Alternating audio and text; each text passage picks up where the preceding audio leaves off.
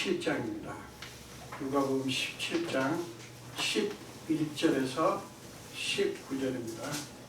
누가복음 17장 11절에서 19절까지요. 우리 한 절씩 교도할까요? 제가 11절 시작합니다.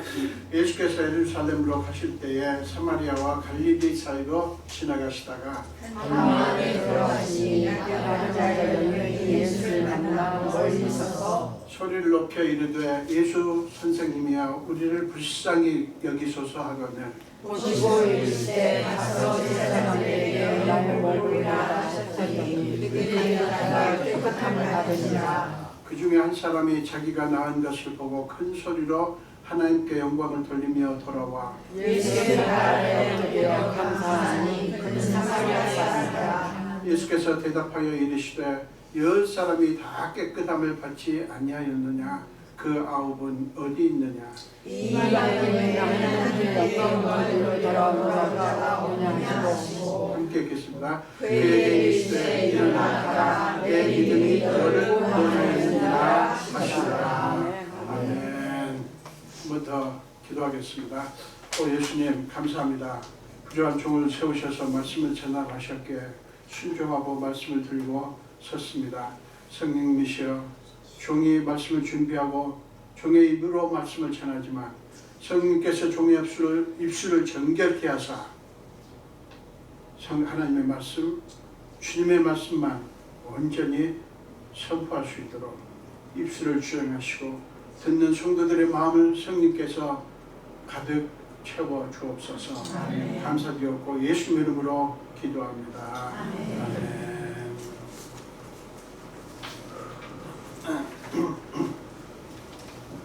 네, 오늘 함께 공독하신 말씀으로 감사하는 마음이라는 제목으로 함께 은혜를 나누겠습니다. 제가 이 제목을 김현승 시인의 시 제목에서 따왔습니다. 감사하는 마음. 이 김현승 시인은 독실한 기독교 신자십니다. 네, 이분이 쓰신 시에 감사하는 마음이다. 이 감사에 대한 시를 이분이 여러 편을 쓰셨어요. 이제 특별히 감사하는 마음이라는 시를 인용하면서 오늘 말씀을 시작하려고 합니다. 여러분 다 제가 주보에다 끼워드렸는데요. 전문이 거기 담겨 있습니다. 제가 읽기는 조금 다 읽진 않고요.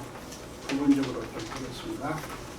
마지막 가을 해변에 잠든 산비탈의 생명들보다도 눈 속에 깊이 파묻힌 데이지의 씨앗들보다도 난로에서 꺼내오는 매일의 빵들보다도 언제나 변치 않는 온도를 지닌 어머니의 품 안보다도 더욱 다수운 것은 감사하는 마음이다.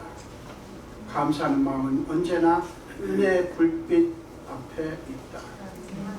지금 농부들의 기쁨으로 거두는 땀의 단들보다도 지금 파도를 헤치고 돌아온 저녁 항구의 배들보다도 지금 산 위에서 내려다보는 주택가의 포근한 불빛보다도 더욱 풍성한 것은 감사하는 마음이다. 그것들을 모두 잃는 날에도 감사하는 마음을 잃을 수는 없기 때문이다. 받았기에, 누렸기에, 배불렀기에 감사하지 않는다.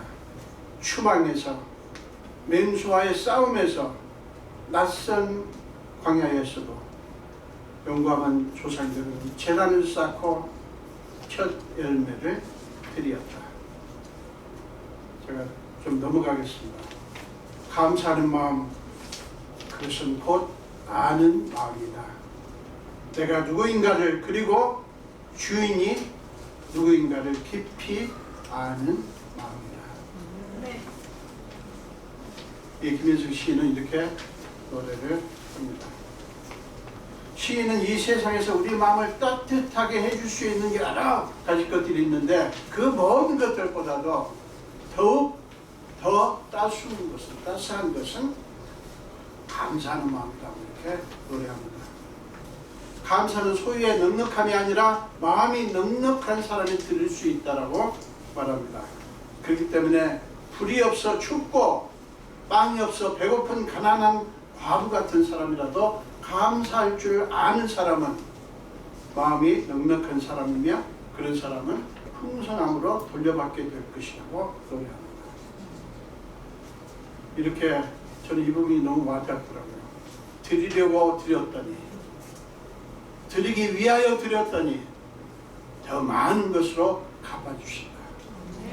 이 부분이 너무 감동이 저는 됐습니다. 여러분, 이 시에서 우리가 주목할 부분은요, 감사하는 마음, 그것은 곧 아는 마음이다.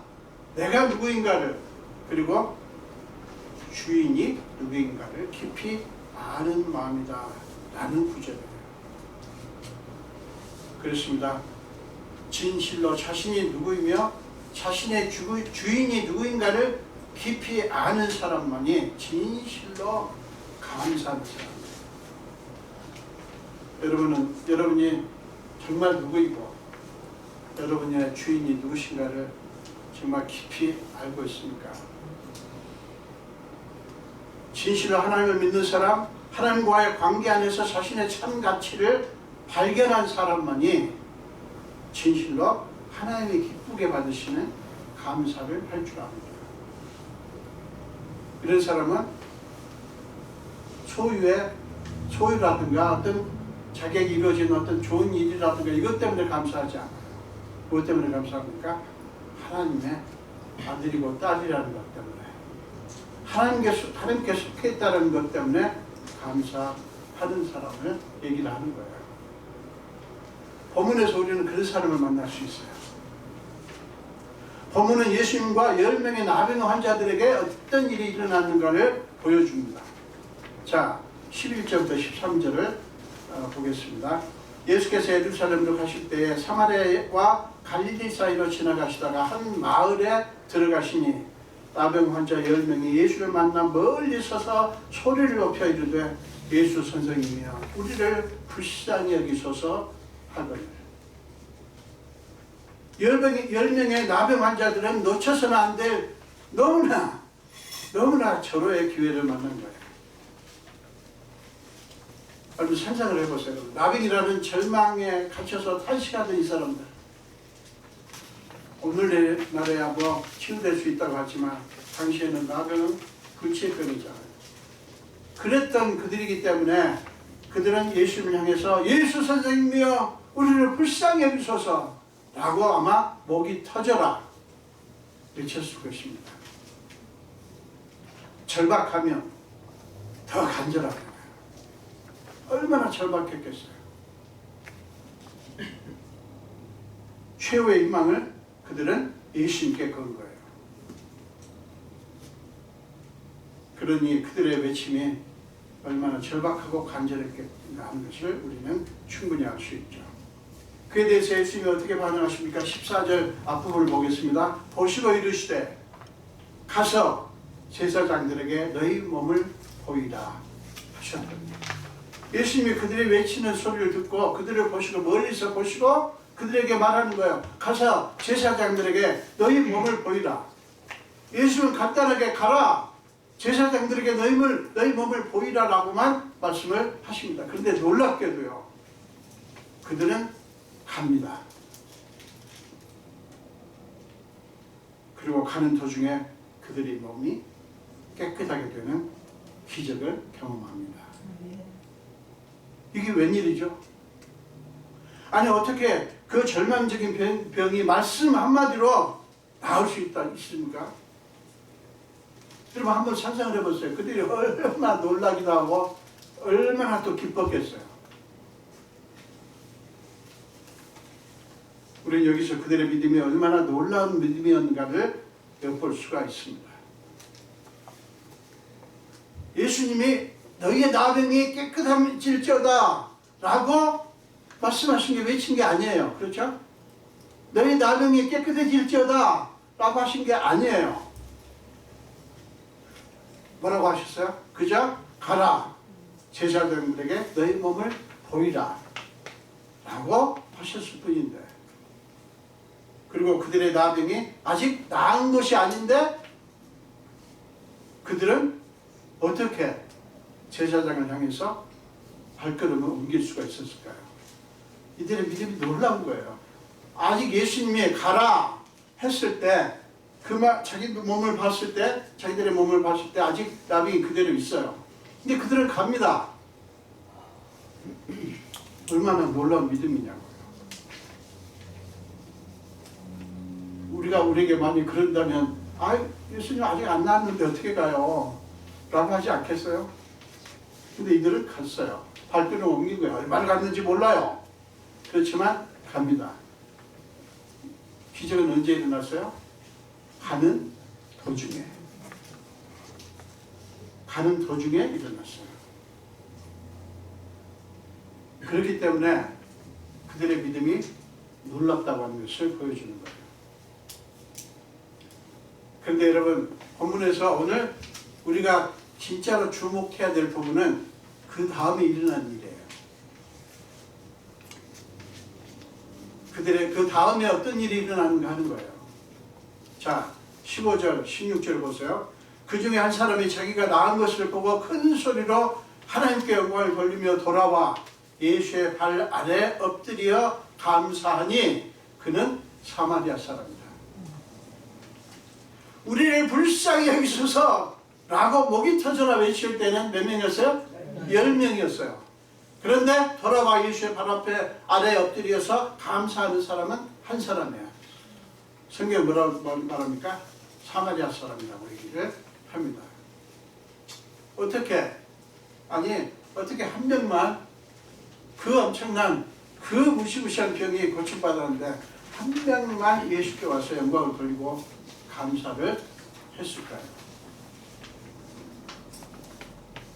여러분, 이 한 사람, 이 사마리아 사람과 다른 9명에게는 공통점이 있지 않았습니까? 그렇죠? 사마리아 사람이나 9명의 유대인이나 공통점이 있었어요.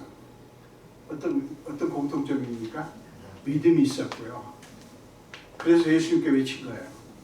그로 말미암아 나병이 치유되는 엄청난 기적을 체험했어요. 10명이 다 체험했어요. 그게 공통적인 거예요. 그리고 주체할 수 있는 감격이 있었을 거예요. 얼마나 기뻤을까요? 여러분 서로 한번 상상을 해보세요. 10명이 가다가 갑자기 몸이 다 나았는데 아마 서로 부둥켜안고 껑충 뛰면서 만나지 않았겠어요?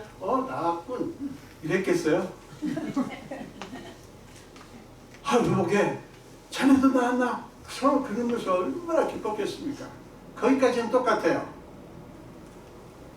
그러나 그들 사이에 극명하게 드러난 차이점은 감사하는 마음이 누구에게 있었느냐 하는 거예요. 아직 나병이 나은 것도 아닌데 제사장에게 보이기 위해서 발걸음을 옮겼던 그들, 그 9명도 다 그랬어요.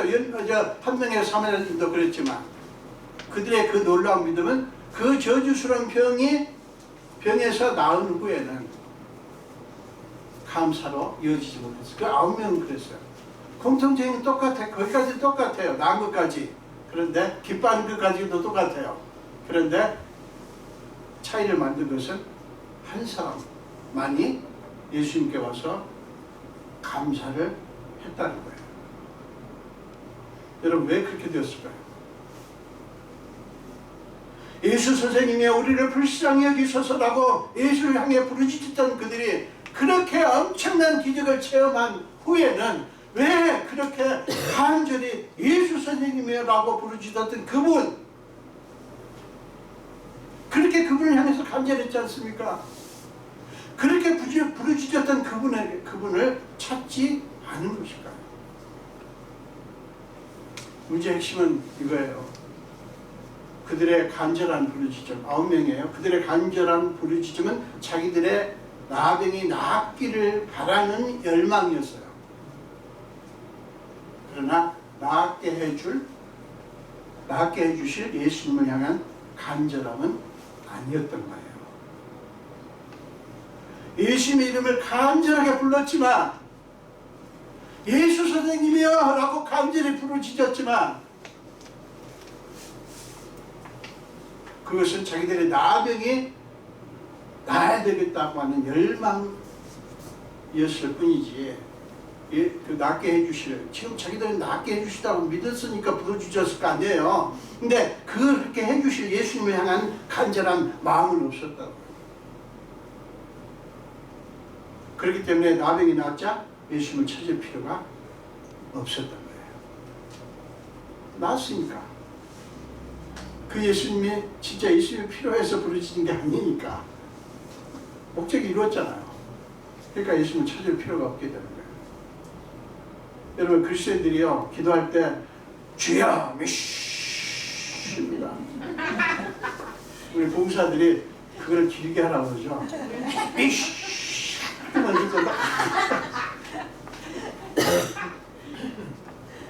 뭐를 믿을까요? 뭐를?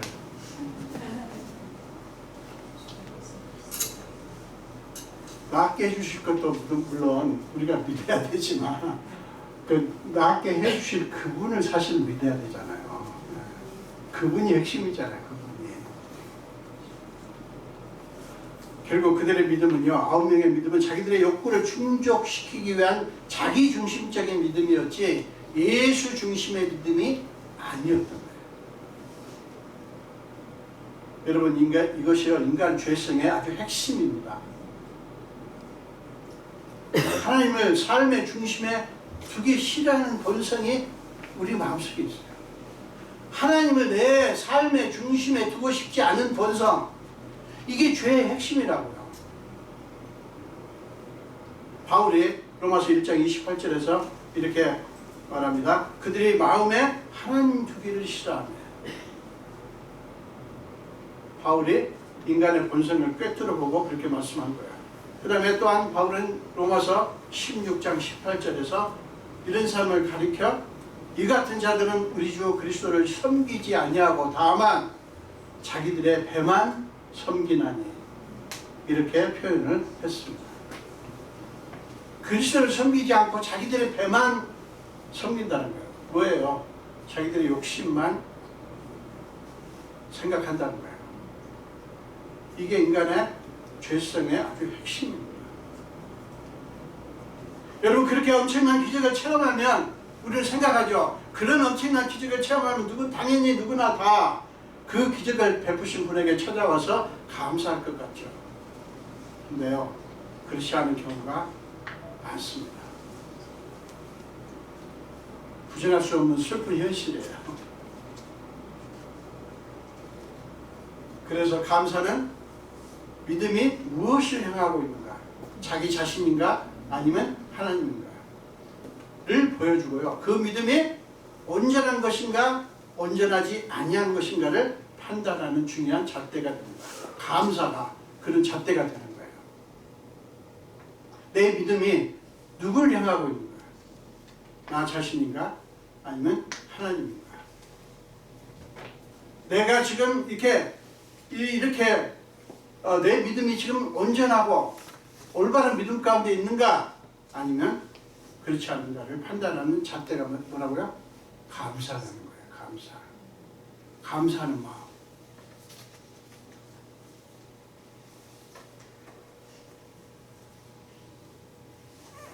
여러분, 실제로 있었던 얘기인데, 산타 할아버지한테 주로 애들이 편지를 보내잖아요. 여러분들의 애들은 어떠셨는지 모르겠지만 어마어마하게 편지가 간답니다. 근데 크리스마스 끝나고 감사 편지는 너무너무 없대요.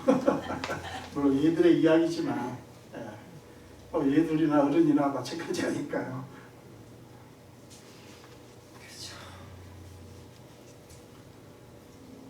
참 여러분, 그런 의미에서요, 감사하는 마음은 그것을 아는 마음, 뭐예요?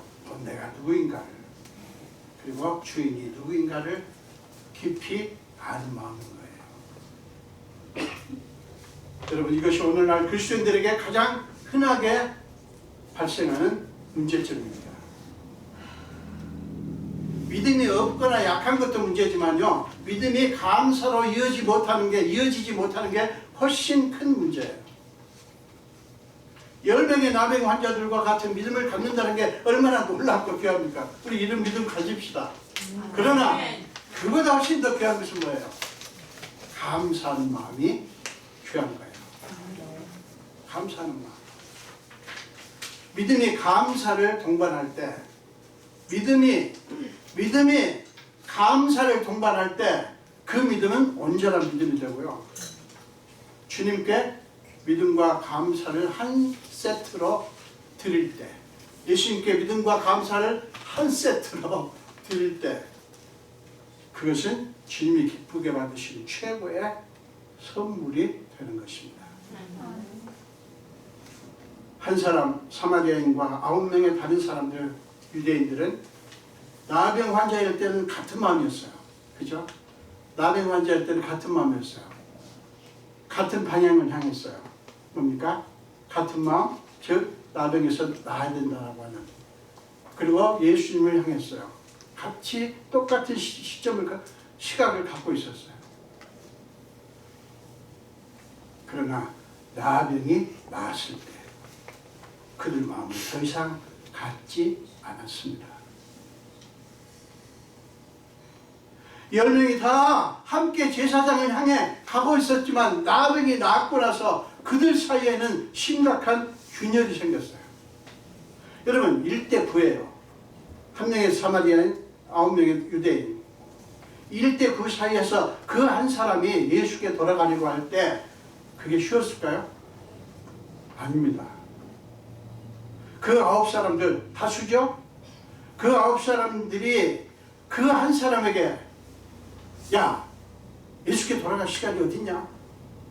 빨리 제사장에게 가서 보이고 어서 빨리 나병이 나았다는 증서를 받아가지고 어서 빨리 집으로 가야 해.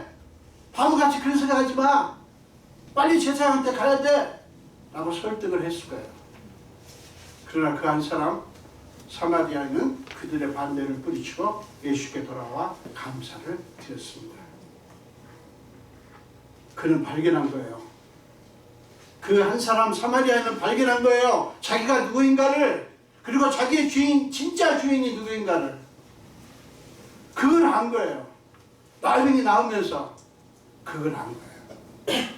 그래서 그는 하나님께 영광을 돌리고 예수님께 감사로 표현하는 게 자기에게는 급선무였던 거예요. 참 여러분, 그 사마리아 사람에게 있어서 그 저주스러운 나병에서 나온 것은 감당할 수 없이 큰 은혜였을 것입니다. 그동안 그는 유대인들로부터 멸시받던 이방인이면서 죄인이라고, 상종하지 못할 인간들이라고. 여러분 생각해보세요. 오죽하면 유대 땅에서 갈릴리로 갈 때 사마리아를 지나야 되는데 어떻게 했다고요? 바로 안 가고 돌아서 갔을 거예요. 사마리아 사람들이 그렇게 멸시를 받고 천대를 받았어요. 이 사마리아 사람은 자기 스스로도 하나님의 은혜와는 상관없는 사람이라고 생각을 하며 살았을 거예요. 그런데 그런 자기에게 하나님의 은혜가 임했으니 얼마나 놀랍고 기뻤겠냐고요. 여러분, 그가 우리를 놀라게 하는 것은 그는 나병이 나았다는 사실에만 파묻히지 않았다는 거예요. 불쌍히 여겨달라고 외쳤던 그분, 똑같이 10명이 똑같이 외쳤잖아요. 불쌍히 여겨달라고 외쳤던 그분, 자기를 나았게 해준 주신 그분을 생각한 거예요. 어서 빨리 제사장에게 보여서 나병의 저주에서 벗어나고 그동안의 서러움을 벗어버리는 것보다 빨리 예수께 가서 감사를 드리는 게 더 급한 일이라고 믿은 거예요. 그래서 예수께 달려와서 감사를 드린 것입니다. 여러분, 그에게는 나병이 나았다는 사실도 얼마나 소중했겠습니까? 나병이 나았다는 사실이 그 사마리아 사람에게 얼마나 소중했겠어요. 그러나 자기를 낫게 해주신 예수님이 더 소중했던 거예요. 자기를 낫게 해주신 예수님, 자기를 축복하신 그 주님, 그 축복도 좋지만 그렇게 해주신 예수님이 더 소중했던 거예요.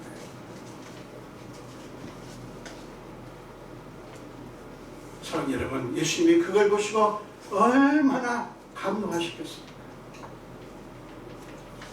주님은 그 기쁨을 이렇게 표현을 하십니다. 17절에서 19절입니다. 예수께서 대답하여 이르시되 10사람이 다 깨끗함을 받지 아니하였느냐. 그 9은 어디 있느냐. 이 이방인 외에는 하나님께 영광을 돌리러 돌아온 자가 없느냐.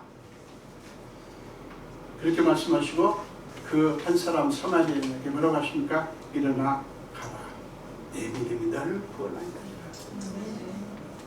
이 선포를 하실 때 예수님이 얼마나 기쁘셨겠나. 그 9은 어디 있느냐. 그 9은 어디 있느냐. 저는 그 예수님의 심정이 느껴져요.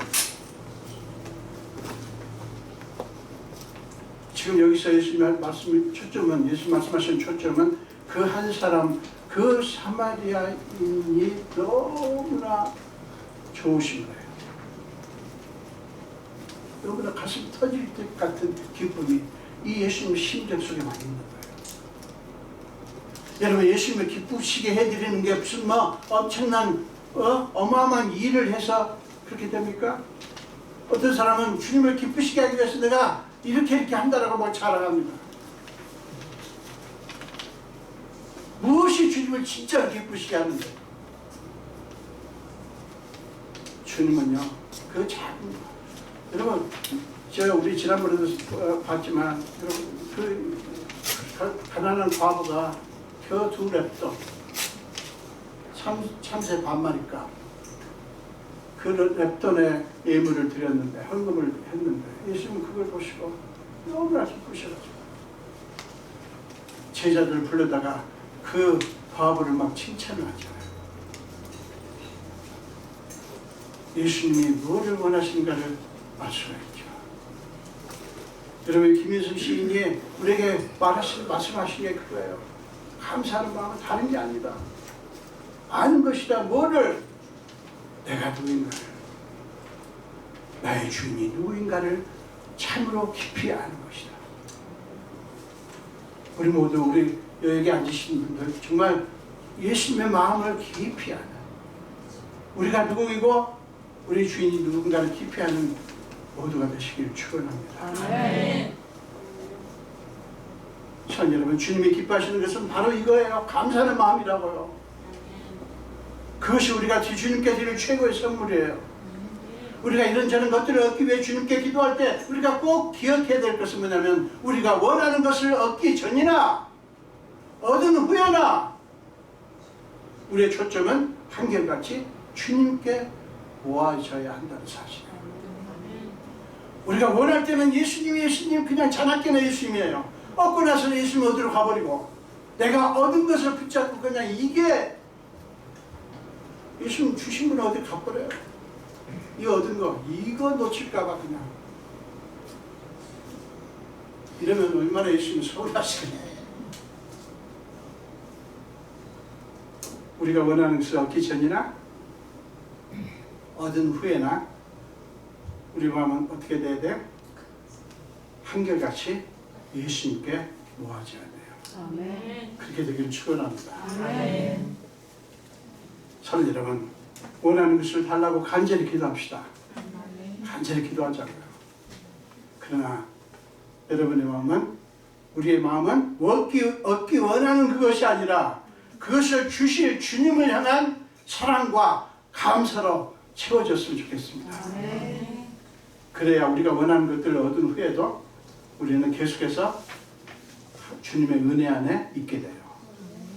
여러분, 여러분, 주님의 은혜 안에 계속해서 건강할 때나 약할 때나 부할 때나 가난할 때나 우리의 마음이 기쁠 때나 슬플 때나 우리가 주님의 은혜 안에 있는 거, 이것이요 가장 의미 있고 가장 소중하고 가장 풍성한 삶이에요. 감사하는 마음은 언제나 은혜의 불빛 앞에 있다라고 이 김현승 시인이 노래하죠. 감사하는 마음은 언제나 뭐에 있다고요? 은혜의 불빛 앞에 있다 라고 노래한 시인처럼 여러분의 삶은 언제나 주님의 은혜의 불빛으로 빛나는 그런 삶이 되시기를 주님의 이름으로 축원합니다. 기도하겠습니다. 예수님 감사합니다. 오늘도 생명 주시고 주의 전도로 불러주시고 이 감사주일에 함께 주님의 기뻐 받으시는 것이 무엇인지, 우리가 하나님의 자녀로서 우리가 어떻게 이 땅의 삶을 살아야 되는지를 말씀해 주셔서 감사합니다. 우리 오늘 한 사람의 서러움 속에 살던 사람 사마리아인의 모습을 봅니다. 우리에게 이 믿음을 주시고 우리가 이 땅에 사는 동안 그저 우리 속에는 감사하는 마음으로 출렁이게 하시고 우리 삶이 어떻게 되든 상관없이 간에 먼저 주님께 초점을 맞추고 주님을 향해서 끊임없이 달려가는 그 한 사마리아 사람처럼 달려가는 믿음의 사람들이 다 되게 하여 주옵소서. 감사드리고 예수 이름으로 기도합니다.